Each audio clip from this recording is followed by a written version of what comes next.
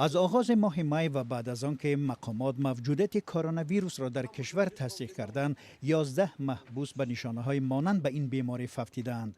اما مسئولین اداری زندان‌ها میگویند مرگ این محبوسان نه از کووید 19 بلکه از التهاب شش یا پنیومونیا بود.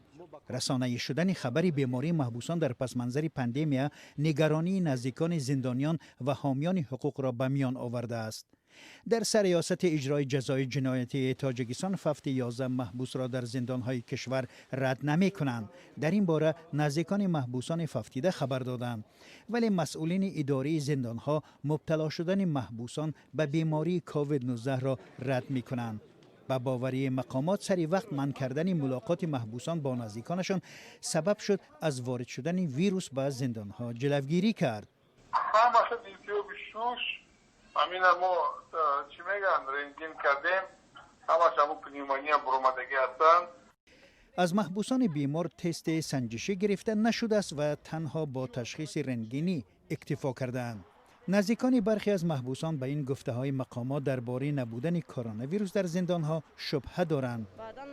پیوندان رحمت الله رجب، عضو زندانی حزب در تاجیکستان ممنوع نهضت اسلامی که در زندان رقم 1 ادای جزا می‌کند، ادعا دارند که پدرش محض به بیماری کووید 19 گرفتار و صحت شد. من از دکتر زندان طلب کردم که همون رنگن همون رو برآورده تیان آورده دادم. من بردم به دکتران نشان دادم، گفتن که 100% کرونا ویروس شدگیم. از همونجا فهمیدیم. کی حق است؟ نزدیکان محبوسان یا مقامات اداره سرریاست اجرای جزای جنایتی؟ دقیق کردن وضع تقریبا ناممکن است. نه حامیان حقوق از داخل و نه سازمان‌های بین المللی نمی‌توانند به زندان‌های تاجیکستان راه یابند.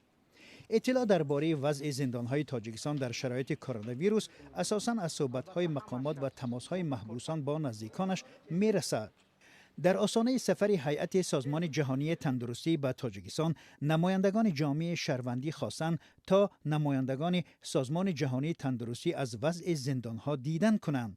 اما نمایندگان این سازمان ظاهراً به زندان‌ها راه نیافتند و مسئولین این سازمان هم نگفتند که سبب این کار چه بود. ماه می پیوندان چندی از محبوسان با ارسال نامه به سازمان جهانی تندرستی خواستار بهبود بخشیدن وضع در زندان‌های تاجیکستان و آزادی افراد گناهشان سبک و از 50 ساله بالا شدند. مقامات تاجیکستان در پاسخ به این دعوت‌ها گفتند وضعیت به اندازه نیست که نزدیکان محبوسان تصویر می‌کنند.